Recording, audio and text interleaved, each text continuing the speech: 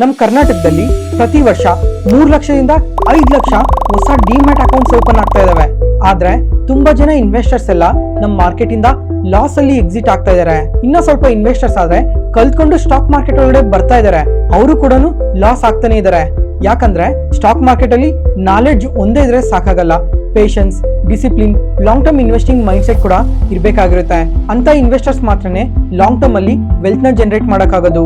ಅದಕ್ಕೋಸ್ಕರ ಈ ವಿಡಿಯೋದಲ್ಲಿ ನಮ್ಮ ಇಂಡಿಯಾದಲ್ಲಿ ಇನ್ವೆಸ್ಟ್ ಮಾಡ್ಬೇಕು ಅಂತಂದ್ರೆ ಏನೇನ್ ಆಪ್ಷನ್ಸ್ ಇದಾವೆ, ಎಲ್ಲಿ ಇನ್ವೆಸ್ಟ್ ಮಾಡಿದ್ರೆ ಎಷ್ಟು ರಿಟರ್ನ್ಸ್ ಬರುತ್ತೆ, ಅದಕ್ಕೆ ರಿಸ್ಕ್ ಏನಿರುತ್ತೆ, ಮತ್ತೆ ಎಷ್ಟು ವರ್ಷ ನಾವು ಇನ್ವೆಸ್ಟ್ ಮಾಡ್ಬೇಕಾಗಿರುತ್ತೆ, ಅದ್ರ ಜೊತೆಗೆ ಟ್ಯಾಕ್ಸ್ ಪಾರ್ಟ್ ಇದಂತೂ ತುಂಬಾನೇ ಇಂಪಾರ್ಟೆಂಟ್ ಆಗಿರುತ್ತೆ. ಈ ಟ್ಯಾಕ್ಸ್ ಪಾರ್ಟ್ ನ ಕೂಡ ಇದೇ ವಿಡಿಯೋದಲ್ಲಿ ನಾನು ಕ್ಲಿಯರ್ ಆಗಿ ಎಕ್ಸ್ಪ್ಲೈನ್ ಮಾಡ್ತೀನಿ. ಯಾರೂ ಈ ಟ್ಯಾಕ್ಸ್ ಪಾರ್ಟ್ ನ ಮಾತಾಡಕ್ಕೆ ಹೋಗಲ್ಲ, ಆದ್ರೆ ಟ್ಯಾಕ್ಸ್ ಪಾರ್ಟ್ ಮಾತ್ರ ತುಂಬಾನೇ ಇಂಪಾರ್ಟೆಂಟ್ ಆಗಿರುತ್ತೆ ಯಾವುದೇ ಇನ್ವೆಸ್ಟ್ಮೆಂಟ್ ಅಲ್ಲಾದ್ರೂ. ಅದ್ರ ಜೊತೆಗೆ ನಮ್ ಸ್ಟಾಕ್ ಮಾರ್ಕೆಟ್ ಬಗ್ಗೆ ಒಂದು ಇಂಟ್ರೆಸ್ಟಿಂಗ್ ಟಾಪಿಕ್ ನ ಕೂಡ ಇದೇ ವಿಡಿಯೋದಲ್ಲಿ ಡಿಸ್ಕಸ್ ಮಾಡ್ತೀನಿ. ಇದಂತೂ ನಮ್ಮ ಮಾರ್ಕೆಟ್ ಪರವಾಗಿ ತುಂಬಾನೇ ಇಂಪಾರ್ಟೆಂಟ್ ಆಗಿರುತ್ತೆ. ಅದಕ್ಕೋಸ್ಕರ ಈ ವಿಡಿಯೋನ ಯಾವುದೇ ಕಾರಣಕ್ಕೂ ಸ್ಕಿಪ್ ಮಾಡದೆ ಕೊನೆ ತನಕ ನೋಡಿ. ತುಂಬಾ ವ್ಯಾಲ್ಯೂಬಲ್ ಇನ್ಫಾರ್ಮೇಶನ್ ಶೇರ್ ಮಾಡ್ತಾ ಇದ್ದೀನಿ. Hello friends, welcome to brothers finance and good evening. Friends, ಈಗ ಇನ್ವೆಸ್ಟ್ಮೆಂಟ್ ಅಂತಿದಂಗೆ ಸ್ಟಾಕ್ ಮಾರ್ಕೆಟಲ್ಲಿ ಮಾತ್ರ ಇನ್ವೆಸ್ಟ್ಮೆಂಟ್ ಮಾಡಬೇಕು ಅಂತ ಅನ್ಕೊತಾ ಇರ್ತೀರಾ. ಆದರೆ ಈ ಥರ ಸ್ಟಾಕ್ ಮಾರ್ಕೆಟಲ್ಲೇ ಇನ್ವೆಸ್ಟ್ಮೆಂಟ್ ಮಾಡೋದ್ರಿಂದ ಇದು ಎಲ್ಲರಿಗೂ ವರ್ಕ್ ಆಗುತ್ತಾ? 20 ವರ್ಷದವ್ರು ಇರ್ತಾರೆ, 30 ವರ್ಷ, 40 ವರ್ಷ, 50 ವರ್ಷ, 60 ವರ್ಷ, 80 ವರ್ಷದವ್ರು ಕೂಡ ಇನ್ವೆಸ್ಟ್ಮೆಂಟ್ ಮಾಡ್ತಾ ಇರ್ತಾರೆ. ಹಾಗಂತ ಪ್ರತಿಯೊಬ್ಬರು ಸ್ಟಾಕ್ ಮಾರ್ಕೆಟಲ್ಲೇ ಇನ್ವೆಸ್ಟ್ ಮಾಡಿದ್ರೆ ಅವರು ವೆಲ್ತ್ ಜನರೇಟ್ ಮಾಡೋಕ್ಕಾಗತ್ತಾ? ಅವ್ರ ಟೈಮ್ ಫ್ರೇಮ್ ಏನು, ಅವ್ರ ಗೋಲ್ ಏನು, ಅವರು ಎಷ್ಟು ಇಯರ್ಸ್ ವೆಯ್ಟ್ ಮಾಡಬೇಕಾಗಿರುತ್ತೆ ಇನ್ವೆಸ್ಟ್ಮೆಂಟ್ ಮಾಡಿದ್ಮೇಲೆ, ಈ ಥರ ತುಂಬ ಪ್ಯಾರಾಮೀಟರ್ಸ್ನ ಚೆಕ್ ಮಾಡಿಕೊಂಡು ಇನ್ವೆಸ್ಟ್ ಮಾಡಬೇಕಾಗಿರುತ್ತೆ. ಅದಕ್ಕೋಸ್ಕರ ಈಗ ಏನೇನು ಆಪ್ಷನ್ಸ್ ಇದಾವೆ ಅಂತ ಸ್ವಲ್ಪ ಡೀಟೇಲ್ ಆಗಿ ತಿಳ್ಕೊಳ್ಳೋಣ. ಫಸ್ಟ್ ಬಂದು ಸೇವಿಂಗ್ಸ್ ಬ್ಯಾಂಕ್ ಅಕೌಂಟ್. ಈ ಅಕೌಂಟ್ ಅಂತೂ ಕಾಮನ್ ಆಗಿ ಪ್ರತಿಯೊಬ್ಬರಿಗೂ ಇರುತ್ತೆ. ಇದರಲ್ಲಿ ಡೆಪಾಸಿಟ್ ಮಾಡೋದ್ರಿಂದ 2.5% ಇಂದ 5% ವರ್ಗು ಇಂಟ್ರೆಸ್ಟ್ ವರ್ಕೌಟ್ ಆಗುತ್ತೆ. ಜೊತೆಗೆ ಈ ಸೇವಿಂಗ್ಸ್ ಅಕೌಂಟಲ್ಲಿ ರಿಸ್ಕ್ ತುಂಬ ಕಮ್ಮಿ ಇರುತ್ತೆ, ಲಿಕ್ವಿಡಿಟಿ ಕೂಡ ತುಂಬಾನೇ ಚೆನ್ನಾಗಿರುತ್ತೆ. ಆದರೆ ಈ ಸೇವಿಂಗ್ಸ್ ಅಕೌಂಟಲ್ಲೇ ಡೆಪಾಸಿಟ್ ಮಾಡೋದ್ರಿಂದ ಇನ್ಫ್ಲೇಷನ್ನ ಬೀಟ್ ಮಾಡೋಕ್ಕಾಗಲ್ಲ. ಅದಕ್ಕೋಸ್ಕರ ಡೈಲಿ ಎಕ್ಸ್ಪೆನ್ಸಸ್ಗೆ ಅಥವಾ ಏನಾದರೂ ಆಪರೇಷನ್ಸ್ ಆ್ಯಂಡ್ ಮೇಂಟೆನೆನ್ಸ್ಗೋಸ್ಕರ ಈ ಸೇವಿಂಗ್ಸ್ ಅಕೌಂಟ್ಸಲ್ಲಿ ಡೆಪಾಸಿಟ್ ಮಾಡಿದ್ರೆ ಸಾಕಾಗುತ್ತೆ. Next, fixed deposits. ಇದೊಂದು ಬ್ಯಾಂಕ್ಸಲ್ಲಿ ಇನ್ನೊಂದು ಇನ್ವೆಸ್ಟ್ಮೆಂಟ್ ಆಪ್ಷನ್. ಇದರಲ್ಲಿ ಫಿಕ್ಸ್ಡ್ ಮತ್ತು ಗ್ಯಾರಂಟಿಡ್ ಇಂಟ್ರೆಸ್ಟ್ ಕೂಡ ಇರುತ್ತೆ, 6 to 8% ವರ್ಗು. ಹೇಗಂದರೆ ಲಮ್ಸಮ್ಮಲ್ಲಿ ಡೆಪಾಸಿಟ್ ಮಾಡಬೇಕಾಗಿರುತ್ತೆ. 1 ಇಯರ್ಗೆ, 2 ಇಯರ್ಸ್ಗೆ, 3 ಇಯರ್ಸ್, 5 ಇಯರ್ಸ್ ಅಥವಾ 10 ಇಯರ್ಸ್ ಟೈಮ್ ಫ್ರೇಮಲ್ಲಿ ಡೆಪಾಸಿಟ್ ಮಾಡಬೇಕಾಗಿರುತ್ತೆ. ಮೆಚುರಿಟಿ ಆದಾಗ ಇನ್ವೆಸ್ಟ್ಮೆಂಟ್ ಜೊತೆ ಇಂಟ್ರೆಸ್ಟ್ ಕೂಡ ಕೊಡ್ತಾರೆ. ಅದೇ ಒಂದು ವೇಳೆ ಮೆಚುರಿಟಿಗಿನ್ನ ಮುಂಚೆ ಏನಾದರೂ ಬ್ರೇಕ್ ಮಾಡಿದ್ರೆ 1% ಪೆನಾಲ್ಟಿ ಕೂಡ ಇರುತ್ತೆ. ಮತ್ತು ಈ FDs ಅಲ್ಲೂ ಕೂಡ ರಿಸ್ಕ್ ಅನ್ನೋದು ತುಂಬಾ ಕಮ್ಮಿ ಇರುತ್ತೆ. ಅದ್ರ ಜೊತೆಗೆ ಈ ನಾರ್ಮಲ್ ಬ್ಯಾಂಕ್ಸ್ಗೆ ಕಂಪೇರ್ ಮಾಡಿಕೊಂಡ್ರೆ ಈ ಸ್ಮಾಲ್ ಫೈನಾನ್ಸ್ ಬ್ಯಾಂಕ್ಸಲ್ಲಿ ಸ್ವಲ್ಪ ಹೈಯರ್ ಇಂಟ್ರೆಸ್ಟ್ ರೇಟ್ನ ಕೊಡ್ತಾರೆ. ಅದಾದಮೇಲೆ ಟ್ಯಾಕ್ಸ್ ಪರವಾಗಿ ಮಾತಾಡ್ಕೊಂಡ್ರೆ ಈ FDs ಅಲ್ಲಿ ಏನು ಇಂಟ್ರೆಸ್ಟ್ ಬರುತ್ತೆ ಆ ಇಂಟ್ರೆಸ್ಟ್ ಮೇಲೆ ನಾವು ಟ್ಯಾಕ್ಸ್ನ ಪೇ ಮಾಡಬೇಕಾಗಿರುತ್ತೆ. ಹೇಗಂದ್ರೆ ಈಗ ನಾನೇನಾದರೂ 5% ಟ್ಯಾಕ್ಸ್ ಬ್ರಾಕೆಟ್ ಅಂಡರಲ್ಲಿ ಬಂದರೆ ನಾನು ಈ ಇಂಟ್ರೆಸ್ಟ್ ಮೇಲೂ ಕೂಡ 5% ಟ್ಯಾಕ್ಸ್ನ ಪೇ ಮಾಡಬೇಕಾಗಿರುತ್ತೆ. ಅದೇ ನಾನೇನಾದರೂ ಈ 10% ಟ್ಯಾಕ್ಸ್ ಸ್ಲ್ಯಾಬ್ ಅಂಡರಲ್ಲಿ ಬಂದರೆ ನಾನು 10% ಟ್ಯಾಕ್ಸ್ನ ಪೇ ಮಾಡಬೇಕಾಗಿರುತ್ತೆ. ಇದನ್ನು ಪ್ರತಿಯೊಬ್ಬರೂ ನೆನ್ಪಿಟ್ಕೊಂಡಿರಿ. Next, recurring deposit. ಈ ಮ್ಯೂಚುವಲ್ ಫಂಡ್ಸಲ್ಲಿ ನಾವು ಯಾವ ಥರ SIP ಮಾಡ್ತೀವೋ ಪ್ರತಿ ತಿಂಗಳು, ಅದೇ ಥರನೇ ಈ ರೆಕರಿಂಗ್ ಡೆಪಾಸಿಟ್ ಕೂಡ ವರ್ಕ್ ಆಗುತ್ತೆ. ಹೇಗಂದರೆ ಪ್ರತಿ ಮಂತ್ನು ಒಂದು ಫಿಕ್ಸ್ಡ್ ಅಮೌಂಟ್ನ ನಾವು ಡೆಪಾಸಿಟ್ ಮಾಡಬೇಕಾಗಿರುತ್ತೆ. ಅದು 100 ರೂಪೀಸ್, 200 ರೂಪೀಸ್, 500, 1000, 5000, 10,000 ಎಷ್ಟಾದ್ರೂ ಡೆಪಾಸಿಟ್ ಮಾಡ್ಬೋದು. ಒಂದು ಫಿಕ್ಸ್ಡ್ ಟೆನ್ಯೂರ್ಗೆ, ಅದು 1 ಇಯರ್ ಆಗಲಿ, 2 ಇಯರ್ಸ್ ಆಗಲಿ, 3 ಇಯರ್ಸ್, 5 ಇಯರ್ಸ್, ಎಷ್ಟು ವರ್ಷಕ್ಕಾದ್ರೂ ನಾವು ಈ ರೆಕರಿಂಗ್ ಡೆಪಾಸಿಟ್ ಅಕೌಂಟ್ನ ಓಪನ್ ಮಾಡ್ಬೋದು. ಅದ್ರ ಜೊತೆಗೆ ಇದರಲ್ಲಿ ಫಿಕ್ಸ್ಡ್ ಇಂಟ್ರೆಸ್ಟ್ ರೇಟ್ ಇರುತ್ತೆ 6 to 8% ವರ್ಗು. ಅದೇ ನೀವೇನಾದರೂ ಈ ರೆಗ್ಯುಲರ್ ಬ್ಯಾಂಕ್ಸ್ ಬಿಟ್ಟು ಈ ಸ್ಮಾಲ್ ಫೈನಾನ್ಸ್ ಬ್ಯಾಂಕ್ಸಲ್ಲಿ ನೋಡಿದ್ರೆ ಎಬೋ 8%ನೇ ಇಂಟ್ರೆಸ್ಟ್ನ ಕೊಡ್ತಾರೆ. ಜೊತೆಗೆ ಈ ರೆಕರಿಂಗ್ ಡೆಪಾಸಿಟಲ್ಲೂ ಯಾವ ಥರ ಟ್ಯಾಕ್ಸ್ ವರ್ಕ್ ಆಗುತ್ತೆ ಅಂದರೆ ಆಗಲೇ FDಗೆ ಯಾವ ಥರ ಟ್ಯಾಕ್ಸ್ ವರ್ಕ್ ಆಗುತ್ತೋ ಇಂಟ್ರೆಸ್ಟ್ ಮೇಲೆ, ಅದೇ ಥರ ಟ್ಯಾಕ್ಸೇಷನ್ನೇ ಇದರಲ್ಲೂ ಕೂಡ ವರ್ಕ್ ಆಗುತ್ತೆ. ಫ್ರೆಂಡ್ಸ್, ಈಗ ಬ್ಯಾಂಕ್ಸಲ್ಲಿ 3 ಡೆಪಾಸಿಟ್ ಸ್ಕೀಮ್ಸ್ ಬಗ್ಗೆ ಮಾತಾಡ್ಕೊಂಡ್ವಿ. ನೆಕ್ಸ್ಟ್ ಈಗ ಪೋಸ್ಟ್ ಆಫೀಸ್ ಸ್ಕೀಮ್ಸ್ ಬಗ್ಗೆ ಮಾತಾಡ್ಕೊಳ್ಳೋಣ. ಇದರಲ್ಲಿ ನೋಡಿದ್ರೆ ಮೊದಲನೇದಾಗಿ ಸೀನಿಯರ್ ಸಿಟಿಸನ್ ಸೇವಿಂಗ್ ಸ್ಕೀಮ್. ಇದೊಂದು ಸೇಫ್ ಇನ್ವೆಸ್ಟ್ಮೆಂಟ್ ಅಂತಾನೆ ಅನ್ಕೊಬೋದು ಇಂಡಿಯಾದಲ್ಲಿ. ಇದು ಸೀನಿಯರ್ ಸಿಟಿಸನ್ಸ್ಗೆ ಮಾತ್ರನೇ ಆಗಿರುತ್ತೆ. ಈ ಸ್ಕೀಮಲ್ಲಿ 100 ರೂಪಾಯಿಂದ 30 ಲಕ್ಷದವರೆಗೂ ಕೂಡ ಇನ್ವೆಸ್ಟ್ ಮಾಡ್ಬೋದು. ಇನ್ವೆಸ್ಟ್ ಮಾಡಿದ್ಮೇಲೆ ಪ್ರತಿ 3 ತಿಂಗಳಿಗೆ ಇಂಟ್ರೆಸ್ಟ್ ಅಕೌಂಟ್ಗೆ ಕ್ರೆಡಿಟ್ ಆಗ್ತಾ ಇರುತ್ತೆ. ಜೊತೆಗೆ ಈ ಸ್ಕೀಮಲ್ಲಿ 5 ವರ್ಷ ಲಾಕ್-ಇನ್ ಪೀರಿಯಡ್ ಕೂಡ ಇರುತ್ತೆ. ಒಂದು ವೇಳೆ ಎಮರ್ಜೆನ್ಸಿ ಕೇಸಸಲ್ಲಿ ಏನಾದರೂ ನಿಮಗೆ ದುಡ್ಡು ಅವಶ್ಯಕತೆ ಇತ್ತು ಅಂತಂದರೆ 1 ಇಯರ್ ಆದಮೇಲೆ ನೀವು ಅದರಲ್ಲಿ ಸ್ವಲ್ಪ ಪಾರ್ಟ್ನ ವಿಡ್ರಾ ಮಾಡ್ಕೊಳ್ಳೋ ಆಪ್ಷನ್ ಕೂಡ ಇರುತ್ತೆ. ಸ್ವಲ್ಪ ಪೆನಾಲ್ಟಿ ಕೂಡ ಚಾರ್ಜ್ ಮಾಡ್ತಾರೆ. ಇದರಲ್ಲಿ ಟ್ಯಾಕ್ಸೇಷನ್ ಯಾವ ತರ ವರ್ಕ್ ಆಗುತ್ತೆ ಅಂದ್ರೆ ATC ಅಂಡರ್ ಅಲ್ಲಿ ಟ್ಯಾಕ್ಸ್ ಬೆನಿಫಿಟ್ ತಗೊಬಹುದು. ಈ ಸ್ಕೀಮ್ ಅಲ್ಲಿ ಇನ್ವೆಸ್ಟ್ ಮಾಡಿರೋದ್ರಿಂದ ಏನ್ ಇಂಟ್ರೆಸ್ಟ್ ಬಂದಿರುತ್ತೆ ಅದೆಲ್ಲ ಟ್ಯಾಕ್ಸ್ ಫ್ರೀ ಅಂತಾನೆ ನೆನ್ಪಿಟ್ಕೊಂಡಿರಿ. ಜೊತೆಗೆ ಈ ಸ್ಕೀಮ್ ಅಲ್ಲಿ 8.2% ನಿಮ್ಗೆ ಇಂಟ್ರೆಸ್ಟ್ ಬರುತ್ತೆ ಆನ್ಯುಯಲಿ. ನೆಕ್ಸ್ಟ್ ಸುಕನ್ಯಾ ಸಮೃದ್ಧಿ ಯೋಜನಾ, ಇದೊಂದು ಸೇಫ್ ಮತ್ತೆ ಬೆಸ್ಟ್ ಇನ್ವೆಸ್ಟ್ಮೆಂಟ್ ಆಪ್ಷನ್ ಅಂತಾನೆ ಅನ್ಕೊಳ್ಳಿ. ಈ ಸ್ಕೀಮ್ ಬರೀ ಹೆಣ್ಮಕ್ಳಿಗೆ ಮಾತ್ರನೇ, ಯಾಕಂದ್ರೆ ಅವರ ಹೈಯರ್ ಎಜುಕೇಶನ್ಗೆ ಅಥವಾ ಮದುವೆಗೆ ಸ್ವಲ್ಪ ತುಂಬಾನೇ ಜಾಸ್ತಿ ಖರ್ಚಾಗುತ್ತೆ. ಒಂದು ಲಂಸಮ್ನ ಬಿಲ್ಟ್ ಮಾಡ್ಕೊಬೇಕು ಅಂದ್ರೆ ಇದೊಂದು ಬೆಸ್ಟ್ ಆಪ್ಷನ್ ಅಂತಾನೆ ಅನ್ಕೊಳ್ಳಿ. ಮತ್ತೆ ಈ ಸ್ಕೀಮ್ ಅಲ್ಲಿ ಮಿನಿಮಮ್ 250 ರೂಪಾಯಿಂದ ನೀವು ಇನ್ವೆಸ್ಟ್ ಮಾಡ್ಬೋದು. ಮ್ಯಾಕ್ಸಿಮಮ್ ಅಂದ್ರೆ ವರ್ಷಕ್ಕೆ 1,50,000 ಮಾತ್ರನೇ ಇನ್ವೆಸ್ಟ್ ಮಾಡಬೇಕಾಗಿರುತ್ತೆ. ಈ ಸ್ಕೀಮ್ ಅಲ್ಲಿ 8.2% ಇಂಟ್ರೆಸ್ಟ್ ಆನ್ಯುಯಲಿ ಬರುತ್ತೆ. ಅದ್ರ ಜೊತೆಗೆ ಪ್ರತಿ ವರ್ಷ ಇದು ಕಾಂಪೌಂಡ್ ಆಗ್ತಾ ಇರುತ್ತೆ. ಯಾವ ತರ ಅಂದ್ರೆ 1ನೇ ವರ್ಷ ಏನೋ 1,00,000 ರೂಪಾಯಿ ಇನ್ವೆಸ್ಟ್ ಮಾಡಿದ್ರೆ ಅನ್ಕೊಳ್ಳಿ, ಅದಕ್ಕೆ ಇಯರ್ ಎಂಡ್ ಆಗೋಷ್ಟೊತ್ತಿಗೆ ಇಂಟ್ರೆಸ್ಟ್ ಬಂದು 8,200 ರೂಪೀಸ್ ಇರುತ್ತೆ. ಅದೇ ಸೆಕೆಂಡ್ ಇಯರ್ಗೆ ಯಾವ ತರ ಕೌಂಟ್ ಆಗುತ್ತೆ ಅಂದ್ರೆ 1,08,200 ರೂಪೀಸ್ಗೆ ಇಂಟ್ರೆಸ್ಟ್ ಕೌಂಟ್ ಆಗುತ್ತೆ. ಆ ತರ ಪ್ರತಿ ವರ್ಷ ಇಂಟ್ರೆಸ್ಟ್ ಏನ್ ಬರ್ತಾ ಇರುತ್ತೆ ಅದು ಮುಂದಿನ ವರ್ಷಕ್ಕೆ, ಅದ್ರ ಮುಂದಿನ ವರ್ಷಕ್ಕೆ ಅದು ಕೌಂಟ್ ಆಗ್ತಾ ಪ್ರತಿ ವರ್ಷ ಕಾಂಪೌಂಡ್ ಆಗ್ತಾ ಹೋಗುತ್ತೆ. ಇದ್ರ ಜೊತೆಗೆ ಯಾವ ತರ ವರ್ಕ್ ಆಗುತ್ತೆ ಅಂದ್ರೆ 1ನೇ ಇಯರ್ ಇಂದ 15 ವರ್ಷದವರೆಗೂ ನೀವು ಇನ್ವೆಸ್ಟ್ಮೆಂಟ್ ಮಾಡಬೇಕಾಗಿರುತ್ತೆ. ಅದಾದ್ಮೇಲೆ 21ನೇ ವರ್ಷಕ್ಕೆ ನೀವು ಕಂಪ್ಲೀಟ್ ಇನ್ವೆಸ್ಟ್ ಮಾಡಿರೋದ್ರ ಜೊತೆಗೆ ಇಂಟ್ರೆಸ್ಟ್ ಕೂಡ ಏನ್ ಬಂದಿರುತ್ತೆ ಅದೆಲ್ಲ ಒಂದೇ ಸಲನೇ ಬರುತ್ತೆ. ಅದ್ರ ಜೊತೆಗೆ ಇನ್ನೊಂದು ಬೆಸ್ಟ್ ಪಾರ್ಟ್ ಏನು ಅಂತ ಅಂದ್ರೆ ಇದಕ್ಕೆ ಯಾವುದೇ ತರ ಟ್ಯಾಕ್ಸಸ್ ಕೂಡ ಇರಲ್ಲ. ಜೊತೆಗೆ ನೀವ್ ಯಾರಾದ್ರೂ ಈ ಸುಕನ್ಯಾ ಸಮೃದ್ಧಿ ಯೋಜನಾ ಮಾಡಿಸಿದ್ರೆ ಒಂದ್ಸಲ ಕಮೆಂಟ್ ಸೆಷನ್ ಅಲ್ಲಿ ಕಮೆಂಟ್ ಮಾಡಿ ನಿಮ್ಗೆ ಯಾವ ತರ ಎಕ್ಸ್ಪೀರಿಯನ್ಸ್ ಇದೆ ಅಂತ. ಅದ್ರ ಜೊತೆಗೆ ಕಮಿಂಗ್ ಟೈಮಲ್ಲಿ ಈ ಸುಕನ್ಯಾ ಸಮೃದ್ಧಿ ಯೋಜನಾ ಬಗ್ಗೆ ಕಂಪ್ಲೀಟ್ ಆಗಿ ಒಂದು ಸಪ್ರೇಟ್ ವಿಡಿಯೋನ ಕೂಡ ಮಾಡ್ತಾ ಇದ್ದೀನಿ. ನೆಕ್ಸ್ಟ್ ಅದಾದ್ಮೇಲೆ 3ನೇ ಆಪ್ಷನ್ ಬಂದು PPF, ಪಬ್ಲಿಕ್ ಪ್ರಾವಿಡೆಂಟ್ ಫಂಡ್. ಇದೊಂದು ಸೇಫ್ ಮತ್ತೆ ಲಾಂಗ್ ಟರ್ಮ್ ಇನ್ವೆಸ್ಟ್ಮೆಂಟ್ ಸ್ಕೀಮ್. ಈ ಸ್ಕೀಮ್ನ ರಿಟೈರ್ಮೆಂಟ್, ವೆಲ್ತ್ ಕ್ರಿಯೇಷನ್, ಈ ಟ್ಯಾಕ್ಸ್ ಬೆನಿಫಿಟ್ಗೋಸ್ಕರ ತುಂಬಾನೇ ಜಾಸ್ತಿ ಬಳಸ್ತಾರೆ. ಇದರಲ್ಲೂ ಅಷ್ಟೇ ಗ್ಯಾರಂಟಿಡ್ ರಿಟರ್ನ್ಸ್ ಇರುತ್ತೆ 7.1% ವರ್ಗು. ಈಗ ಈ ಸ್ಕೀಮಲ್ಲಿ ಏನು ಇಂಟ್ರೆಸ್ಟ್ ಬರುತ್ತೆ ಕಂಪ್ಲೀಟ್ಲಿ ಟ್ಯಾಕ್ಸ್ ಫ್ರೀನೇ ಆಗಿರುತ್ತೆ. ಮಿನಿಮಮ್ 500 ರೂಪಾಯಿಂದ 1.5 ಲಕ್ಷವರೆಗೂ ಇನ್ವೆಸ್ಟ್ ಮಾಡ್ಬೋದು ಲಾಂಗ್ ಟರ್ಮ್ ಅಲ್ಲಿ ವೆಲ್ತ್ ಕ್ರಿಯೇಷನ್ ಆಗೋದಕ್ಕೆ.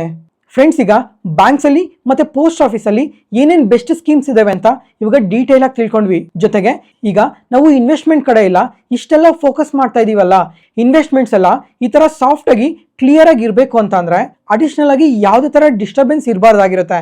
ಅವಾಗ ಮಾತ್ರನೇ ನಾವು ಇನ್ವೆಸ್ಟ್ಮೆಂಟ್ ಜರ್ನಿನ ಪ್ರಾಪರ್ ಆಗಿ ಸಾಫ್ಟ್ ಆಗಿ ನಡೆಸಕ್ಕಾಗೋದು. ಅದಕ್ಕೋಸ್ಕರ ಯಾರೇ ಆಗ್ಲಿ ಎಂದೇ ಆಗ್ಲಿ ಎಲ್ಲರ ಹತ್ರನೂ 2 ಇನ್ಶೂರೆನ್ಸ್ ಇರಲೇಬೇಕಾಗಿರುತ್ತೆ. ಅದು ಯಾವ ಇನ್ಶೂರೆನ್ಸ್ ಅಂದ್ರೆ ಒಂದು ಹೆಲ್ತ್ ಇನ್ಶೂರೆನ್ಸ್ ಮತ್ತೆ ಟರ್ಮ್ ಇನ್ಶೂರೆನ್ಸ್. ಈ 2 ಇನ್ಶೂರೆನ್ಸ್ ಇತ್ತು ಅಂದ್ರೆ ನಾವು ಪರ್ಸನಲ್ ಲೈಫಲ್ಲಾಗಲಿ ಪ್ರೊಫೆಷನಲ್ ಲೈಫಲ್ಲಾಗಲಿ ಏನಾದರೂ ಅಡಿಷನಲ್ ಎಫೆಕ್ಟ್ ಆದರೂ ಸಹ ಅದು ನಮ್ಮ ಮೇಲೆ ಮತ್ತೆ ನಮ್ಮ ಫ್ಯಾಮಿಲಿ ಮೇಲೆ ಯಾವುದೇ ಥರ ಇಂಪ್ಯಾಕ್ಟ್ ಇರಲ್ಲ ಅಂತ ನೆನ್ಪಿಟ್ಕೊಂಡಿರಿ. ಅದಕ್ಕೋಸ್ಕರ ಯಾರಾದರೂ ಹೆಲ್ತ್ ಇನ್ಶೂರೆನ್ಸ್ ಮತ್ತೆ ಟರ್ಮ್ ಇನ್ಶೂರೆನ್ಸ್ ತಗೊಂಡಿಲ್ಲ ಅಂತ ಅಂದ್ರೆ ಆದಷ್ಟು ಬೇಗ ಇನ್ಶೂರೆನ್ಸ್ನ ಪರ್ಚೇಸ್ ಮಾಡಿ. ನೆಕ್ಸ್ಟ್ ಅದಾದ್ಮೇಲೆ ನಮ್ಮ ಸ್ಟಾಕ್ ಮಾರ್ಕೆಟಲ್ಲಿ ಏನೇನು ಆಪ್ಷನ್ಸ್ ಇದಾವೆ ಅಂತ ಈಗ ಸ್ವಲ್ಪ ಡೀಟೇಲ್ ಆಗಿ ತಿಳ್ಕೊಳ್ಳೋಣ. ಫಸ್ಟ್ ಈಗ ಗೋಲ್ಡ್ ಇನ್ವೆಸ್ಟ್ಮೆಂಟ್ ಇಂದ ಶುರು ಮಾಡೋಣ. ಫ್ರೆಂಡ್ಸ್, ಈಗ ನೀವು ಯಾರಾದರೂ ಗೋಲ್ಡ್ ಆರ್ನಮೆಂಟ್ಸ್ನ ತಗೊತಾ ಇದ್ರೆ ತಗೊಳ್ಳಿ. ಅದು ಬಿಟ್ಟು ಗೋಲ್ಡ್ ಇನ್ವೆಸ್ಟ್ಮೆಂಟ್ ರಿಲೇಟೆಡ್ ಆಗಿ ಎಲ್ಲಾದರೂ ಇನ್ವೆಸ್ಟ್ ಮಾಡ್ತಾ ಇದ್ರೆ ಎಲ್ಲಿ ಇನ್ವೆಸ್ಟ್ ಮಾಡ್ತಾ ಇದ್ದೀರಾ ಅಂತ ಒಂದ್ಸಲ ಕಮೆಂಟ್ ಸೆಷನಲ್ಲಿ ಕಮೆಂಟ್ ಮಾಡಿ. ಒಂದು ವೇಳೆ ನೀವೇನಾದರೂ ಗೋಲ್ಡ್ ETFs ಅಲ್ಲಿ ಇನ್ವೆಸ್ಟ್ ಮಾಡ್ತಾ ಇದ್ರೆ ಪರವಾಗಿಲ್ಲ. ಅದು ಬಿಟ್ಟು ಯಾವುದಾದ್ರೂ ಬೇರೆ ಬೇರೆ ಪ್ಲಾಟ್ಫಾರ್ಮ್ಸಲ್ಲಿ ಡಿಜಿಟಲ್ ಗೋಲ್ಡ್ನ ಬೈ ಮಾಡ್ತಾ ಇದ್ದೀನಿ ಅಂತ ಅಂದರೆ ಸ್ವಲ್ಪ ಹುಷಾರಾಗಿ ನೋಡಿ, ಅದು ರೆಗ್ಯುಲೇಟೆಡ್ ಪ್ಲಾಟ್ಫಾರ್ಮ್ ಅಲ್ವಾ ಅಂತ. ಅದ್ರ ಜೊತೆಗೆ ನಾನು ನೋಡಿರೋ ಪ್ರಕಾರ ಈ ಡಿಜಿಟಲ್ ಪ್ಲಾಟ್ಫಾರ್ಮ್ಸಲ್ಲೆಲ್ಲ ಗೋಲ್ಡ್ನ ಸ್ವಲ್ಪ ಜಾಸ್ತಿ ರೇಟಲ್ಲಿ ಸೆಲ್ ಮಾಡ್ತಾ ಇದ್ದಾರೆ. ಅದ್ರ ಜೊತೆಗೆ 3% GSTನ ಕೂಡ ಕಲೆಕ್ಟ್ ಮಾಡ್ತಾ ಇದ್ದಾರೆ. ಅದರಿಂದ ನೀವು 1 ಗ್ರಾಮ್ನ ಗೋಲ್ಡ್ ತಗೊಳ್ಳೋ ಅಷ್ಟೊತ್ತಿಗೆ ನಾರ್ಮಲ್ ಗೋಲ್ಡ್ ಪ್ರೈಸ್ ನೋಡಿದ್ರೆ 14,000 ಇದ್ರೆ ಈ ಪ್ಲಾಟ್ಫಾರ್ಮ್ಸಲ್ಲಿ 15,500 ಆ ರೇಂಜಲ್ಲಿ ಇದೆ. ಅದಕ್ಕೋಸ್ಕರ ನೀವು ಗೋಲ್ಡ್ನ ಬೈ ಮಾಡ್ತಾ ಇದ್ದೀರಾ ಅಂದರೆ ಅಡಿಷ್ನಲ್ ಆಗಿ 1,000 ಇಂದ 1,500 ರೂಪಾಯಿ ಜಾಸ್ತಿ ಕೊಟ್ಟು ಬೈ ಮಾಡ್ತಾ ಇದ್ದೀರಾ ಅಂತ ನೆನ್ಪಿಟ್ಕೊಂಡಿರಿ. ಅದಕ್ಕೋಸ್ಕರ ಎಲ್ಲಿ ಇನ್ವೆಸ್ಟ್ ಮಾಡ್ತಾ ಇದ್ದೀರಾ ಅಂತ ಒಂದ್ಸಲ ಕಮೆಂಟ್ ಸೆಷನಲ್ಲಿ ಕಮೆಂಟ್ ಮಾಡಿ. ಫ್ರೆಂಡ್ಸ್, ಈ ವಿಡಿಯೋನ ಇಲ್ಲಿವರೆಗೂ ನೋಡ್ತಾ ಇದ್ದೀರಾ. ನಾನು ಹೇಳ್ತಿರೋ ಇನ್ಫಾರ್ಮೇಷನ್ ನಿಮ್ಮ ಫಿನಾನ್ಷಿಯಲ್ ಜರ್ನಿಯಲ್ಲಿ ಯಾವುದೇ ಥರ ಹೆಲ್ಪ್ ಮಾಡ್ತಾ ಇದೆ ಅಂತ ಅನ್ಸಿದ್ರೆ ಆದಷ್ಟು ಈ ವಿಡಿಯೋನ ಲೈಕ್ ಮಾಡಿ. ಜೊತೆಗೆ ನಿಮ್ಮ ಸಪೋರ್ಟ್ ನಮಗೆ ತುಂಬಾ ಬೇಕಾಗಿದೆ. ಮತ್ತೆ ನಿಮ್ಮ ಒಪಿನಿಯನ್ ಏನಿದೆ ಅಂತ ಕಮೆಂಟ್ ಸೆಷನಲ್ಲಿ ಕಮೆಂಟ್ ಮಾಡಿ. ನೆಕ್ಸ್ಟ್ ಅದಾದಮೇಲೆ ನಮ್ಮ ಮಾರ್ಕೆಟ್ ಬಗ್ಗೆ ತಿಳ್ಕೊಳ್ಳೋದಕ್ಕೂ ಮುಂಚೆ ಆಗಲೇ ಹೇಳ್ದಂಗೆ ಮಾರ್ಕೆಟ್ ಸೈಕಲ್ಸ್ ಬಗ್ಗೆ ಸ್ವಲ್ಪ ಡೀಟೇಲ್ ಆಗಿ ತಿಳ್ಕೊಳ್ಳೋಣ. ಫ್ರೆಂಡ್ಸ್, ಈಗ ಮಾರ್ಕೆಟ್ ಸೈಕಲ್ಸ್ ಬಗ್ಗೆ ಯಾರೂ ಫೋಕಸ್ ಮಾಡಲ್ಲ, ಸುಮ್ಮನೆ ಇನ್ವೆಸ್ಟ್ ಮಾಡ್ತಾನೆ ಹೋಗ್ತಾರೆ. ಆದರೆ ಇವಾಗ ಈ ಮಾರ್ಕೆಟ್ ಸೈಕಲ್ಸ್ ಬಗ್ಗೆ ಸ್ವಲ್ಪ ಡೀಟೇಲ್ ಆಗಿ ತಿಳ್ಕೊಳ್ಳೋಣ. ಅದಕ್ಕೂ ಮುಂಚೆ ಈ ಮಾರ್ಕೆಟ್ ಕ್ರ್ಯಾಶ್ ಬಗ್ಗೆ ಐಡಿಯಾ ಇದೆಯಾ? ಈಗ ಈ ರೀಸೆಂಟಾಗಿ ಬಂದಿರೋ ಇನ್ವೆಸ್ಟರ್ಸ್ಗೆ ಕೇಳಿದ್ರೆ ರೀಸೆಂಟಾಗಿ ಯಾವಾಗ ಮಾರ್ಕೆಟ್ ಕ್ರ್ಯಾಶ್ ಆಯಿತು ಅಂದರೆ US ಮತ್ತು ಇರಾನ್ ವಾರ್ ಟೆನ್ಷನ್ಸಿಂದ ಮಾರ್ಕೆಟ್ ಕ್ರ್ಯಾಶ್ ಆಯಿತು ಅಂತಾರೆ. ಆ ಟೈಮಲ್ಲಿ ನಿಫ್ಟಿ ನೋಡಿದ್ರೆ ನಿಯರ್ಲಿ 8 to 10% ಮಾತ್ರನೇ ಫಾಲ್ ಆಗಿದ್ದು. ಆದರೆ ನಿಜ ಹೇಳ್ಬೇಕು ಅಂದ್ರೆ ಅದು ಮಾರ್ಕೆಟ್ ಕ್ರಾಶ್ ಅಲ್ವೇ ಅಲ್ಲ. ಅದ್ ಬಿಟ್ರೆ ಮಾರ್ಕೆಟ್ ಕ್ರಾಶ್ ಯಾವಾಗ ನಡೆದಿದೆ ಅಂತ ಕೇಳಿದ್ರೆ ಲಾಸ್ಟ್ ಇಯರ್ ನೆನಪಿಸ್ಕೊಂತಾರೆ. US ಇಂಡಿಯಾ ಮೇಲೆ ಟ್ಯಾರಿಫ್ನ ಹಾಕಿದ್ರು, ಆ ಟೈಮಲ್ಲಿ ಕೂಡ ಮಾರ್ಕೆಟ್ ಕ್ರಾಶ್ ಆಯ್ತು ಅಂತೀರಾ, ಆದ್ರೆ ಅದು ಕೂಡ ಮಾರ್ಕೆಟ್ ಕ್ರಾಶ್ ಅಲ್ವೇ ಅಲ್ಲ. ನಿಜವಾಗ್ಲೂ ಮಾರ್ಕೆಟ್ ಕ್ರಾಶ್ ಯಾವಾಗ ಆಯ್ತು ಅಂತ ನೋಡಿದ್ರೆ 1992 ಅಲ್ಲಿ ಮಾರ್ಕೆಟ್ ಕ್ರಾಶ್ ಆಯ್ತು. ಹರ್ಷದ್ ಮೆಹ್ತಾ ಅವ್ರ ಸ್ಕ್ಯಾಮ್ ಇಂದ ಆ ಟೈಮಲ್ಲಿ ಮಾರ್ಕೆಟ್ಸ್ ಆದ್ರೆ ಒಂದು 7 ತಿಂಗಳಿಂದ 8 ತಿಂಗಳ ಒಳಗಡೆ 55% ಫಾಲ್ ಆಗಿದೆ. ಮತ್ತೆ ರಿಪೀಟ್ ಮಾಡ್ತಾ ಇದ್ದೀನಿ, 7-8 ತಿಂಗಳಲ್ಲೇನೆ 55% ಫಾಲ್ ಆಗಿದೆ. ಫ್ರೆಂಡ್ಸ್, ಈಗ ನಿಫ್ಟಿ 50 ಏನಾದ್ರು 24,000 ಟ್ರೇಡ್ ಆಗ್ತಾ ಇದೆ ಅಂದ್ರೆ 50% ಫಾಲ್ ಆಗಿದೆ ಅಂದ್ರೆ ಎಷ್ಟಕ್ಕೆ ಬರ್ಬೋದು ಹೇಳಿ? ಸುಮಾರು 12,000 ಹತ್ತತ್ರ ಇರುತ್ತೆ. ಇನ್ವೆಸ್ಟ್ಮೆಂಟ್ಸ್ ಆದ್ರೆ ಅರ್ಧಕ್ಕರ್ಧ ಕಮ್ಮಿ ಆಗಿರುತ್ತೆ. ಆ ತರ ಸಿಚುವೇಶನ್ ನ ಒಂದ್ಸಲ ನೆನಪಿಸ್ಕೊಳ್ಳಿ. ಆ ಟೈಮಲ್ಲಿ ಪೋರ್ಟ್ಫೋಲಿಯೋಸ್ ಯಾವ ತರ ಇರ್ಬೋದು, ಎಷ್ಟು ನೆಗೆಟಿವ್ ರಿಟರ್ನ್ಸ್ ನ ನೋಡ್ತಾ ಇರ್ಬೋದು ಅಂತ. ಈಗ ಆ ಸ್ಕ್ಯಾಮ್ ಇಂದ ಮಾರ್ಕೆಟ್ಸ್ ಆದ್ರೆ 55% ಫಾಲ್ ಆಯ್ತು, ಅದು 7-8 ತಿಂಗಳಲ್ಲೇ. ಆದ್ರೆ ಮಾರ್ಕೆಟ್ಸ್ ಮತ್ತೆ ರಿಕವರ್ ಆಗೋದಕ್ಕೆ 2-3 ವರ್ಷ ಟೈಮ್ ತಗೊಂಡಿದೆ. ಅದಾದ್ಮೇಲೆ ಇಯರ್ 2000 ಅಲ್ಲಿ .com ಬಬಲ್ ಕ್ರಾಶ್ ಆಯ್ತು. ಆ ಟೈಮಲ್ಲಿ ನಿಫ್ಟಿ 50 ಆದ್ರೆ 35% ಫಾಲ್ ಆಗಿದೆ 12 ಮಂತ್ಸ್ ಅಲ್ಲಿ. ಆದ್ರೆ ಮತ್ತೆ ಮಾರ್ಕೆಟ್ ರಿಕವರ್ ಆಗೋದಕ್ಕೆ 3 ಇಯರ್ಸ್ ಟೈಮ್ ತಗೊಂಡಿದೆ. ಇದು ಬಿಗ್ಗೆಸ್ಟ್ ಕ್ರಾಶ್ ಅನ್ಕೊಬಹುದು. ಇದಕ್ಕಿಂತ ಜಾಸ್ತಿ ಯಾವಾಗ ಕ್ರಾಶ್ ಆಯ್ತು ಅಂದ್ರೆ 2008 ಫಿನಾನ್ಷಿಯಲ್ ಕ್ರೈಸಿಸ್. ಆ ಟೈಮಲ್ಲಿ ನಿಫ್ಟಿ 50 ಆದ್ರೆ 64% ಕ್ರಾಶ್ ಆಗಿದೆ. ಫ್ರೆಂಡ್ಸ್, ಈಗ ಒಂದ್ಸಲ ಯೋಚನೆ ಮಾಡಿ, 64% ಕ್ರಾಶ್ ಆಯ್ತು ಅಂದ್ರೆ ಮಾರ್ಕೆಟ್ಸ್ ಯಾವ ತರ ಇರ್ಬೋದು? ಸರಿ, ಮಾರ್ಕೆಟ್ಸ್ ಕತೆ ಬಿಟ್ಟಾಕಿ, ಇನ್ವೆಸ್ಟರ್ಸ್ ಯಾವ ತರ ನೋಡ್ತಾರೆ ಮಾರ್ಕೆಟ್ನ? ಆ ಟೈಮಲ್ಲಿ ಇಷ್ಟೆಲ್ಲ ಕ್ರಾಶ್ ಆಗಿದೆ, ಪೋರ್ಟ್ಫೋಲಿಯೋಸ್ ಕಂಪ್ಲೀಟ್ ಆಗಿ ಹೊರಟೋಗಿರುತ್ತೆ ಆ ಟೈಮ್ಗೆಲ್ಲ. ಆ ತರ ಕ್ರಾಶ್ ಆದ್ರೆ ಇನ್ವೆಸ್ಟರ್ ಮೈಂಡ್ ಸೆಟ್ ಯಾವ ತರ ಇರುತ್ತೆ?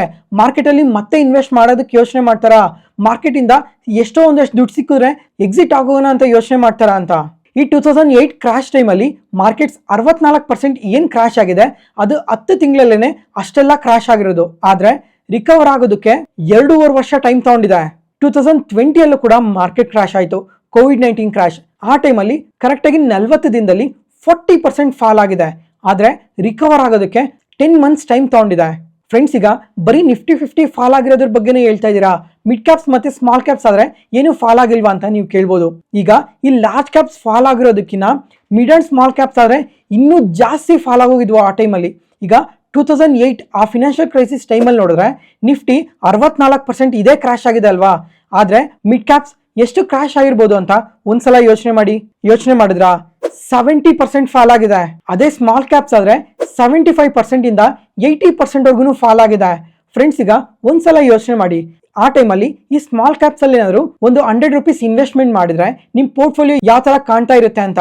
ಜಸ್ಟ್ ಒಂದು 10-15 ರೂಪೀಸ್ ಮಾತ್ರನೇ ಉಳಿದಿರೋದಿನ್ನ, ಇನ್ನ ಮಿಕ್ಕಿರೋ 80% ಲಾಸ್ ಅಂತಾನೆ ಕಾಣ್ತಾ ಇರುತ್ತೆ. ಫ್ರೆಂಡ್ಸ್, ಈಗ ನೀವು ಅನ್ಕೊಬಹುದು, ಈಗ ಮಾರ್ಕೆಟ್ ಕ್ರಾಶ್ ಬಗ್ಗೆ ಎಲ್ಲ ಹೇಳಿ ಇನ್ವೆಸ್ಟರ್ಸ್ ನ ಭಯ ಬೀಳಿಸ್ತಾ ಇದೀನಿ ಅಂತ. ಫ್ರೆಂಡ್ಸ್, ಈಗ ಯಾವುದೇ ಕಾರಣಕ್ಕೂ ಆ ತರ ಅನ್ಕೊಂಬೇಡಿ. ಈಗ ಮಾರ್ಕೆಟ್ ಅಲ್ಲಿ ಇನ್ವೆಸ್ಟ್ ಮಾಡ್ತಾ ಇದೀರಾ ಅಂದ್ರೆ ಮಾರ್ಕೆಟ್ ಕ್ರಾಶ್ಗೆ ಎಂದೇ ಆಗ್ಲಿ ರೆಡಿ ಇರಲೇಬೇಕಾಗಿರುತ್ತೆ. ಈ ಮಾರ್ಕೆಟ್ ಕ್ರಾಶ್ ಅನ್ನೋದು ಸಡನ್ ಆಗಿ ಬರೋದೆ. ಈಗ ರೀಸೆಂಟ್ ಆಗಿ US ಮತ್ತೆ ಇರಾನ್ ವಾರ್ ಆದ್ರೆ ಸಡನ್ ಆಗಿ ನಡೀತು. ಅವತ್ತಾದ್ರೆ ಮಾರ್ಕೆಟ್ಸ್ ನಿಯರ್ಲಿ 2% ಫಾಲ್ ಆಯ್ತು ಫಸ್ಟ್ ದಿನನೇ. ಅದಕ್ಕೂ ಹಿಂದೆ US ಅವರು ಇಂಡಿಯಾ ಮೇಲೆ ಟ್ಯಾರಿಫ್ ಹಾಕಿದಾಗೂ ಅಷ್ಟೇ ಮಾರ್ಕೆಟ್ಸ್ ಕಂಟಿನ್ಯೂಸ್ ಆಗಿ ಫಾಲ್ ಆಗ್ತಾನೆ ಬಂತು. ಅದಕ್ಕೋಸ್ಕರ ಯಾವಾಗೇ ಫಾಲ್ ಆದ್ರೂ ಯಾವುದೋ ಒಂದು ಚಿಕ್ಕ ಡೇಟಾ ಬರುತ್ತೆ, ಅದನ್ನು ಓವರ್ ನೈಟ್ ಅಲ್ಲಿ ಬರುತ್ತೆ. ಆ ತರ ಡೇಟಾಸ್ಗೆಲ್ಲ ಮಾರ್ಕೆಟ್ ಅಲ್ಲಿ ಇನ್ವೆಸ್ಟ್ ಮಾಡೋರು ಪ್ರತಿಯೊಬ್ರು ರೆಡಿ ಆಗಿರ್ಬೇಕು ಅಂತಾನೆ ಈ ತರ ಡೇಟಾಸ್ನೆಲ್ಲ ಇಟ್ಕೊಂಡು ಪ್ರಾಪರ್ ಆಗಿ ಎಕ್ಸ್ಪ್ಲೈನ್ ಮಾಡ್ತಾ ಇರೋದು.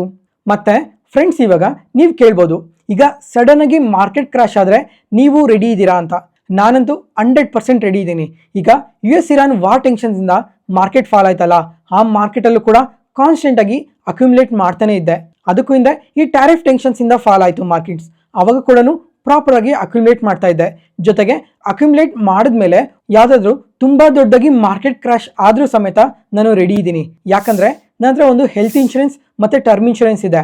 ಅದ್ರ ಜೊತೆಗೆ ನಾನು ಪ್ರಾಪರ್ ಆಗಿ ಪೋರ್ಟ್ಫೋಲಿಯೋ ಡೈವರ್ಸಿಫಿಕೇಶನ್ ಮಾಡಿದ್ದೀನಿ, ಮತ್ತೆ ಎಮರ್ಜೆನ್ಸಿ ಫಂಡ್ ನ ಕೂಡ ಇಟ್ಕೊಂಡಿದ್ದೀನಿ. ಜೊತೆಗೆ ಮಾರ್ಕೆಟ್ ಯಾವಾಗೇ ಫಾಲ್ ಆದ್ರೂ ಇನ್ವೆಸ್ಟ್ ಮಾಡೋದಕ್ಕೆ ಪ್ರಾಪರ್ ಆಗಿ ಕ್ಯಾಶ್ ಹೋಲ್ಡಿಂಗ್ಸ್ ಕೂಡ ಇದೆ. ಅದಕ್ಕೋಸ್ಕರ ಮಾರ್ಕೆಟ್ ಕ್ರಾಶ್ ಆದ್ರೂ ಸಹ ಪ್ಯಾನಿಕ್ ಅಲ್ಲಿ ಎಕ್ಸಿಟ್ ಆಗಲ್ಲ. ಜೊತೆಗೆ ನಾನು ತುಂಬಾ ಸಲನೇ ಮೆನ್ಷನ್ ಮಾಡಿದ್ದೆ, ಮಾರ್ಕೆಟ್ ಫಾಲ್ ಆಗ್ತಾ ಇದೆ ಅಂದ್ರೆ ಪ್ಯಾನಿಕ್ ಅಲ್ಲಿ ಎಕ್ಸಿಟ್ ಆಗಬೇಡಿ, ಸ್ವಲ್ಪ ಪೇಷನ್ಸ್ ಇಂದ ವೆಯ್ಟ್ ಮಾಡಿ, ಮಾರ್ಕೆಟ್ಸ್ ರಿಕವರ್ ಆಗುತ್ತೆ ಅಂತ ತುಂಬಾ ಸಲನೇ ಮೆನ್ಷನ್ ಮಾಡಿದ್ದೆ. ಅದನ್ನ ಎಷ್ಟು ಜನ ಫಾಲೋ ಆಗ್ತಾ ಇದ್ದೀರಾ ಅಂತ ಮಾತ್ರ ನನಗೆ ಗೊತ್ತಿಲ್ಲ. ನೆಕ್ಸ್ಟ್, ಈಗ ಫ್ರೆಂಡ್ಸ್, ಮಾರ್ಕೆಟ್ ಅಲ್ಲಿ 4 ಸೈಕಲ್ಸ್ ಇದಾವೆ. ಅದ್ರ ಬಗ್ಗೆ ಈಗ ಸ್ವಲ್ಪ ಡೀಟೇಲ್ ಆಗಿ ತಿಳ್ಕೊಳ್ಳೋಣ. ಒಂದು recession phase, recovery phase, boom phase, bottom phase. ಈ 4 ಫೇಸ್ ಬಗ್ಗೆ ಸ್ವಲ್ಪ ಡೀಟೇಲ್ ಆಗಿ ತಿಳ್ಕೊಳ್ಳೋಣ. First, recession phase. ಈಗ ಮಾರ್ಕೆಟ್ ಅಲ್ಲಿ ಎತ್ ಕಡೆ ನೋಡಿದ್ರು ಬರೀ ನೆಗೆಟಿವ್ ಡೇಟಾಸೇ ಬರ್ತಾ ಇರ್ತವೆ. ಆ ಟೈಮಲ್ಲಿ ಕಂಪನೀಸ್ ಅಲ್ಲಿ ಪ್ರಾಫಿಟ್ಸ್ ಡೌನ್ ಆಗ್ತಾ ಹೋಗುತ್ತೆ, ಅನ್ಎಂಪ್ಲಾಯ್ಮೆಂಟ್ ಇನ್ಕ್ರೀಸ್ ಆಗುತ್ತೆ. RBI ಆದ್ರೆ ಇಂಟ್ರೆಸ್ಟ್ ರೇಟ್ನ ಇನ್ಕ್ರೀಸ್ ಮಾಡ್ತಾ ಇರ್ತಾರೆ. ಕಂಪನೀಸ್ ಆದ್ರೆ ಎಕ್ಸ್ಪಾನ್ಷನ್ ಮತ್ತೆ ಸ್ಪೆಂಡಿಂಗ್ಸ್ನ ತುಂಬಾನೇ ಕಮ್ಮಿ ಮಾಡ್ತಾರೆ. ಅದನ್ನ ರಿಸಿಷನ್ ಫೇಸ್ ಅಂತ ಅರ್ಥ ಮಾಡ್ಕೊಳ್ಳಿ. ಈಗ ಇಷ್ಟೊತ್ತು ಕ್ರಾಶ್ ಬಗ್ಗೆ ಹೇಳ್ದಲ್ವಾ, ಅದೆಲ್ಲ ಅದೇ ಫೇಸೇನೆ. ಆ ಟೈಮಲ್ಲಿ ಇನ್ವೆಸ್ಟರ್ಸ್ ಎಲ್ಲ ತುಂಬಾನೇ ಪ್ಯಾನಿಕ್ ಆಗ್ತಾರೆ. ಆವಾಗ ಮಾರ್ಕೆಟ್ ಅಲ್ಲಿ ಕಂಪ್ಲೀಟ್ ಆಗಿ ಸೆಲ್ ಮಾಡ್ತಾ ಹೋಗ್ತಾರೆ. ಅದರಿಂದ ಮಾರ್ಕೆಟ್ಸ್ ಕಂಪ್ಲೀಟ್ ಆಗಿ ಫಾಲ್ ಆಗುತ್ತೆ. ಎರಡನೇ ಸೈಕಲ್ ಬಂದು ರಿಕವರಿ ಫೇಸ್. ಈ ಟೈಮಲ್ಲಿ ಕಂಪನೀಸ್ ಅಲ್ಲಿ ಪ್ರಾಫಿಟ್ಸ್ ಸ್ವಲ್ಪ ಇನ್ಕ್ರೀಸ್ ಆಗುತ್ತೆ. ಈಗ ಆಗ್ಲೇ ಹೇಳ್ದಂಗೆ ರಿಸಿಷನ್ ಫೇಸ್ ಅಲ್ಲಿ ಪ್ರಾಫಿಟ್ಸ್ ಡ್ರಾಪ್ ಆಗುತ್ತೆ. ಡ್ರಾಪ್ ಆದ್ಮೇಲೆ ಈ ಫೇಸ್ ಇಂದ ಸ್ವಲ್ಪ ಇಂಪ್ರೂವ್ಮೆಂಟ್ ಕಾಣುತ್ತಲ್ವಾ, ಆ ಟೈಮಲ್ಲಿ ಈಗ ಮಾರ್ಕೆಟ್ ಯೋಚನೆ ಮಾಡುತ್ತೆ. ಈಗ ಮಾರ್ಕೆಟ್ ಅಲ್ಲಿ ಏನೇನ್ ನೆಗೆಟಿವ್ ಸೆಂಟಿಮೆಂಟ್ ಇದೆ ಅದನ್ನೆಲ್ಲ ಕಂಪ್ಲೀಟ್ ಆಗಿ ಡ್ರೈನ್ ಔಟ್ ಮಾಡ್ಕೊಂಡು ಈಗ ಪಾಸಿಟಿವ್ ಕಡೆ ನೋಡ್ತಾ ಇದೆ ಅಂತ. ಆಗ ಪ್ರಾಫಿಟ್ಸ್ ಇನ್ಕ್ರೀಸ್ ಆಗುತ್ತೆ, ಇಂಟ್ರೆಸ್ಟ್ ರೇಟ್ನ ಕಮ್ಮಿ ಮಾಡ್ತಾರೆ, GDP ಕೂಡ ಸ್ವಲ್ಪ ಸ್ವಲ್ಪ ಇನ್ಕ್ರೀಸ್ ಆಗ್ತಾ ಬರುತ್ತೆ.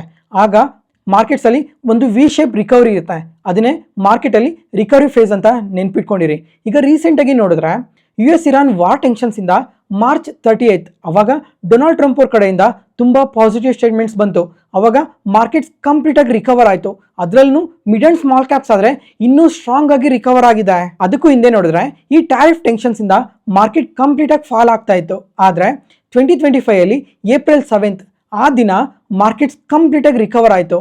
ಅದಕ್ಕೂ ಮುಂಚೆ ಕೋವಿಡ್ ಟೈಮಲ್ಲೂ ಅಷ್ಟೇ ಒಂದು ದಿನ ಮಾರ್ಕೆಟ್ಸ್ ಕಂಪ್ಲೀಟ್ ಆಗಿ ರಿಕವರ್ ಆಗಿ ಪಾಸಿಟಿವ್ ಆಗಿ ಗ್ರೋ ಆಯ್ತು. ಇದನ್ನ ರಿಕವರಿ ಫೇಸ್ ಅಂತಾರೆ.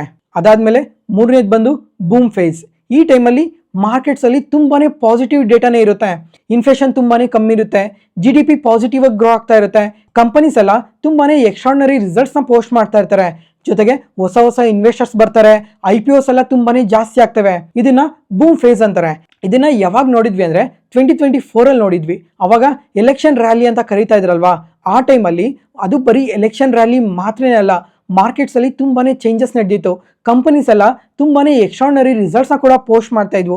ಇನ್ಫ್ಲೇಷನ್ ಕಮ್ಮಿ ಇತ್ತು, GDP ಜಾಸ್ತಿ ಆಯ್ತು, ಇಂಟ್ರೆಸ್ಟ್ ರೇಟ್ ನ ಕಟ್ ಮಾಡ್ತಾ ಇದ್ರು. ಈ ತರ ಮಲ್ಟಿಪಲ್ ಪಾಸಿಟಿವ್ ಡೇಟಾ ಪಾಯಿಂಟ್ಸ್ ಇಂದ ಮಾರ್ಕೆಟ್ಸ್ ತುಂಬಾನೇ ಪಾಸಿಟಿವ್ ಆಗಿ ಗ್ರೋ ಆದ್ವು. ಆ ಟೈಮಲ್ಲಿ ನಿಫ್ಟಿ ಆದ್ರೆ ಪ್ರತಿ ತಿಂಗಳು 1000 ಪಾಯಿಂಟ್ಸ್ ಟಚ್ ಮಾಡ್ತಾ ಇತ್ತು. ಅದನ್ನ ಬೂಮ್ ಫೇಸ್ ಅಂತೀವಿ. ಆ ಟೈಮಲ್ಲಿ ನೆನಪಿದ್ಯಾ, ಇನ್ವೆಸ್ಟರ್ಸ್ ಆದ್ರೆ ತುಂಬಾ ಜನ ಮಾರ್ಕೆಟ್ ಒಳಗಡೆ ಬಂದ್ರು. ಅದ್ರ ಜೊತೆಗೆ IPOs ಕೂಡ ತುಂಬಾನೇ ಜಾಸ್ತಿ ಬಂದ್ವು. ಅದನ್ನ ಬೂಮ್ ಫೇಸ್ ಅಂತಾರೆ. ಅದಾದ್ಮೇಲೆ ನಾಲ್ಕನೇ ಫೇಸ್ ಬಂದು ಸ್ಲೋ ಡೌನ್ ಫೇಸ್. ಫ್ರೆಂಡ್ಸ್, ಈಗ ಆ ಎಲೆಕ್ಷನ್ ರ್ಯಾಲಿ ಆದ್ಮೇಲಿಂದ ಮಾರ್ಕೆಟ್ಸ್ ಅಷ್ಟು ಪಾಸಿಟಿವ್ ಆಗಿ ಏನು ಗ್ರೋ ಆಗಿಲ್ಲ, ಸ್ವಲ್ಪ ಸೈಡ್ ವೇಸ್ ಅಲ್ಲೇ ಇದೆ. ಇದನ್ನ ಸ್ಲೋ ಡೌನ್ ಫೇಸ್ ಅಂತಾರೆ. ಈ ಟೈಮಲ್ಲಿ ರಿಸಲ್ಟ್ಸ್ ಅಷ್ಟು ಬೆಟರ್ ಆಗಿ ಏನು ಪೋಸ್ಟ್ ಮಾಡಲ್ಲ, ಸ್ವಲ್ಪ ಬೆಟರ್ ರಿಸಲ್ಟ್ಸ್ ನ ಪೋಸ್ಟ್ ಮಾಡಿರ್ತಾರೆ. ಹಂಗಂತ ಎಕ್ಸ್ಟ್ರಾರ್ಡಿನರಿ ರಿಸಲ್ಟ್ಸ್ ನ ಪೋಸ್ಟ್ ಮಾಡಲ್ಲ.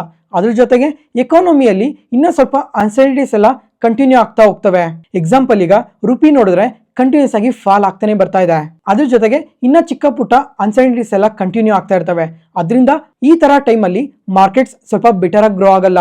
ಫ್ರೆಂಡ್ಸ್, ಈಗ ಮಾರ್ಕೆಟ್ ಅಲ್ಲಿರೋ 4 ಫೇಸ್ ಬಗ್ಗೆ ಕೂಡ ಡೀಟೇಲ್ ಆಗಿ ಎಕ್ಸ್ಪ್ಲೈನ್ ಮಾಡಿದ್ದೀನಿ.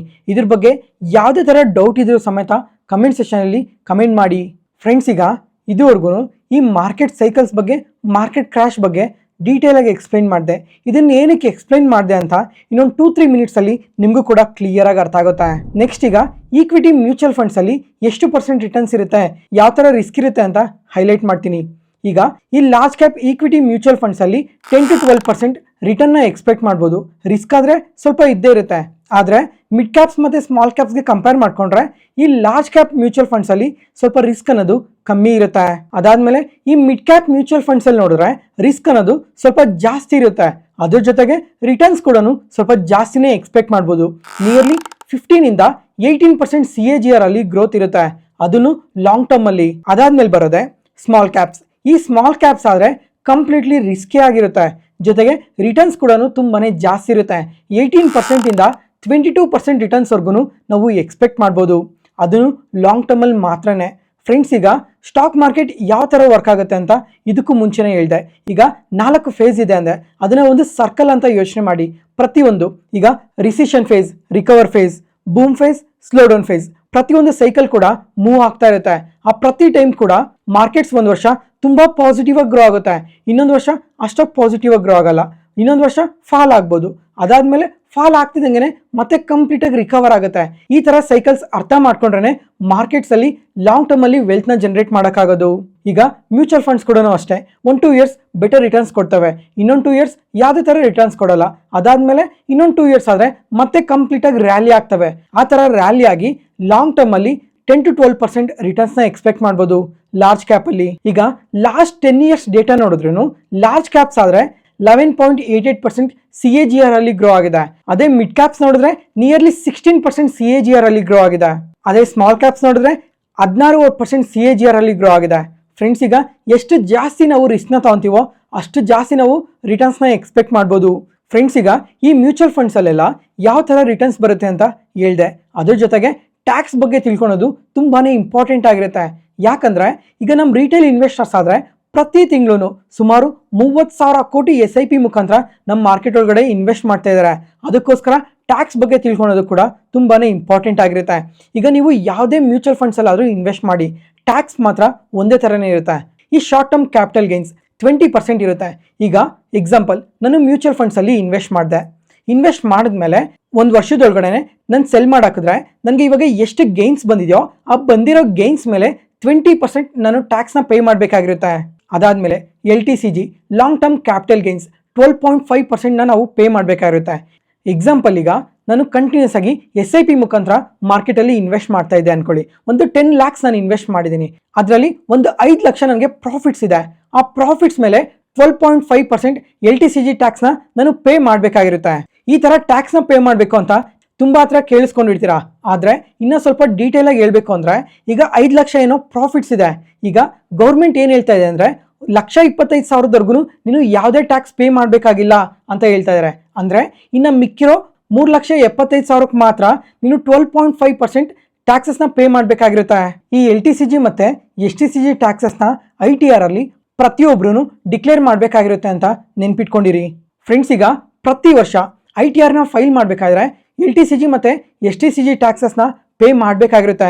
ಬರೀ ಈ ಮ್ಯೂಚುವಲ್ ಫಂಡ್ಸಿಗೆ ಮಾತ್ರ ಅಲ್ಲ, ನೀವು ಮಾರ್ಕೆಟಲ್ಲಿ ಎಲ್ಲೇ ಇನ್ವೆಸ್ಟ್ ಮಾಡಿದ್ರು ಸಮೇತ ಅದನ್ನು ನಾವು ITR ಅಲ್ಲಿ ತೋರಿಸಲೇಬೇಕಾಗಿರುತ್ತೆ. ಈಗ ಜಾಬ್ ಮಾಡ್ತಾ ಇರೋರಾದರೆ ITR 1ನ ಫೈಲ್ ಮಾಡಬೇಕಾಗಿರುತ್ತೆ. ಅದು ಜುಲೈ 31 ಡೆಡ್ಲೈನ್ ಇರುತ್ತೆ. ನೀವು ಒಂದು ವೇಳೆ ಏನಾದರೂ ಬಿಸ್ನೆಸ್ನ ನಡೆಸ್ತಾ ಇದ್ರೆ ನಿಮಗೆ ಆಗಸ್ಟ್ 31 ಒಳಗಡೆ ITR 3ನ ಫೈಲ್ ಮಾಡಬೇಕಾಗಿರುತ್ತೆ ಅಂತ ನೆನ್ಪಿಟ್ಕೊಂಡಿರಿ. ಇದಕ್ಕಿಂತ ಜಾಸ್ತಿ ರಿಸ್ಕ್ ಎಲ್ಲಿರುತ್ತೆ ಅಂತ ನೋಡಿದ್ರೆ, ಡೈರೆಕ್ಟ್ ಸ್ಟಾಕ್ಸಲ್ಲಿ ಇನ್ನೂ ತುಂಬ ಜಾಸ್ತಿ ರಿಸ್ಕ್ನ ತೊಗೊತೀವಿ. ಒಂದು ಕಂಪನಿನ ಪಿಕ್ ಮಾಡ್ತಾ ಇದ್ದೀವಿ, ಒಂದು ಕಂಪನಿಯಲ್ಲಿ ಇನ್ವೆಸ್ಟ್ ಮಾಡ್ತಾ ಇದ್ದೀವಿ ಅಂದರೆ ಪೂರ್ತಿ ನಾಲೆಡ್ಜ್ ಇರಬೇಕು. ನಾಲೆಡ್ಜ್ ಇಟ್ಕೊಂಡು ಇನ್ವೆಸ್ಟ್ ಮಾಡಿದ್ರೆ ವೆಲ್ತ್ ಕ್ರಿಯೇಟ್ ಮಾಡ್ಕೊಬೋದು. ಇಲ್ಲ ಅಂತಂದರೆ ವೆಲ್ತ್ನ ಡಿಸ್ಟ್ರಾಯ್ ಕೂಡ ಅದೇ ಥರನೇ ಆಗುತ್ತೆ. ಅದಾದಮೇಲೆ ಈ ಡೈರೆಕ್ಟ್ ಸ್ಟಾಕ್ಸ್ಗಿನ್ನ ಇನ್ನೂ ಸ್ವಲ್ಪ ಜಾಸ್ತಿ ರಿಸ್ಕ್ ತಗೊಳೋರು ಟ್ರೇಡಿಂಗ್ ಕಡೆ ನೋಡ್ತಾರೆ. ಅದು ಬಿಟ್ಟರೆ ಇನ್ನೂ ಸ್ವಲ್ಪ ಸ್ಪೆಷಲೈಸ್ಡ್ ಫಂಡ್ಸ್ ಕೂಡ ಇದ್ದಾವೆ. ಅದೇ PMS ಪೋರ್ಟ್ಫೋಲಿಯೋ ಮ್ಯಾನೇಜ್ಮೆಂಟ್ ಸರ್ವಿಸಸ್ನ ಪ್ರೊವೈಡ್ ಮಾಡ್ತಾರೆ. ಇದರಲ್ಲೂ ಅಷ್ಟೇ ಸ್ವಲ್ಪ ಬೆಟರ್ ರಿಟರ್ನ್ಸ್ನ ಎಕ್ಸ್ಪೆಕ್ಟ್ ಮಾಡ್ಬೋದು ಮ್ಯೂಚುವಲ್ ಫಂಡ್ಸ್ಗಿಂತನೂ. ಅದಾದಮೇಲೆ AIF ಆಲ್ಟರ್ನೇಟಿವ್ ಇನ್ವೆಸ್ಟ್ಮೆಂಟ್ ಫಂಡ್ಸ್, ಇದರಲ್ಲೂ ಅಷ್ಟೇ ನಿಯರ್ಲಿ 20%ಇಂದ 25%ವರೆಗೂ ರಿಟರ್ನ್ಸ್ನ ಎಕ್ಸ್ಪೆಕ್ಟ್ ಮಾಡ್ಬೋದು. ಮತ್ತು SIF ಇದರಲ್ಲೂ ಕೂಡ ಬೆಟರ್ ರಿಟರ್ನ್ಸ್ನ ಎಕ್ಸ್ಪೆಕ್ಟ್ ಮಾಡ್ಬೋದು. ಫ್ರೆಂಡ್ಸ್, ಈಗ ಈ PMS, AIF, SIF ಈ ಫಂಡ್ಸಲ್ಲೆಲ್ಲ ಸ್ವಲ್ಪ ರಿಸ್ಕ್ ಅನ್ನೋದು ಜಾಸ್ತಿನೇ ಇರುತ್ತೆ ಅಂತ ನೆನ್ಪಿಟ್ಕೊಂಡಿರಿ. ಫ್ರೆಂಡ್ಸ್, ಈಗ ಓವರಾಲ್ ಪ್ರತಿಯೊಂದು ಆಪ್ಷನ್ನ ಕೂಡ ಮಾತಾಡ್ಕೊಂಡ್ವಿ. ಫ್ರೆಂಡ್ಸ್, ಈ ವಿಡಿಯೋನ ಇಲ್ಲಿವರೆಗೂ ನೋಡ್ತಾ ಇದ್ದೀರಾ. ಸ್ಟಾಕ್ ಮಾರ್ಕೆಟ್ ಬಗ್ಗೆ ಗೊತ್ತಿಲ್ಲದಿದ್ದನ್ನ ಏನೋ ಒಂದು ಈ ವಿಡಿಯೋದಲ್ಲಿ ಕಲ್ತಿದ್ದೀನಿ ಅಂತ ನಿಮ್ಗೆ ಅನ್ಸಿದ್ರೆ ಈ ವಿಡಿಯೋನ ಲೈಕ್ ಮಾಡಿ ಮತ್ತು ನಿಮ್ಮ ಒಪಿನಿಯನ್ನ ಪ್ರತಿಯೊಬ್ಬರೂ ಕಮೆಂಟ್ ಸೆಷನಲ್ಲಿ ಶೇರ್ ಮಾಡಿ. ಈ ಥರ ವಿಡಿಯೋಸ್ ಇನ್ನೂ ಹಲವಾರು ಬೇಕಂದರೆ ನಿಮ್ಮ ಎನ್ಕರೇಜ್ಮೆಂಟ್ ನಮಗೆ ತುಂಬಾ ಜಾಸ್ತಿ ಬೇಕಾಗಿರುತ್ತೆ. Thank you.